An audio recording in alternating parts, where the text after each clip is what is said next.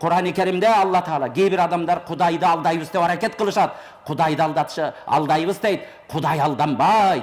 Allah Teala amal kılıuçulardan en kıyını degen. Allah Teala kanday takdir verip koyat. Bir gün kuturasın, bir yetim jesirden bir günde bir aşın tartıp jeysin, biröөнү zulumduk menen balаңды bagasın. Balaң bugün sinek kers jep atkan balaң, erteң seni ушундай жаткан кезде ошону сени оорсунуп, сенин жытыңан жиркенген балдар ошолордон чыгат, арамдан келгендер. Урматтуу бир туугандар, ошон үчүн бардыгыбыз ушул учурларда ыйманыбыз менен эсептешип, бардыгыбыз бала тарбиялага өтөлү. Тарбия кылыш үчүн өзүбүз да тарбиялуу болушубуз керек. Утулубул илма минал махди илал лахди деген пайгамбарыбыздын бешикте жаткан чагыңан тешигиңе, көрүңө кирип кеткенге чейин илим талап кыл дегенде, биз мында китептен окуп түшүнбөчү элек, азыр жашообузда түшүнүп атабыз.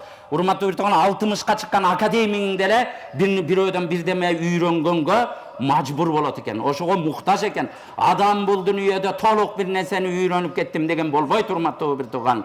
70-ке 80-ге чыккан алымдардын каталыгы, адебинде каталыгы көрүнүп калып атат. Адам деген кемчиликтүү экен, бирок кемчилигибизди колубуздан келишинче тазалап, адептүү, уяттуу, ар намустуу бололу, балдарыбыз үй бүлөбүздү ар намуска тарбиялайлы.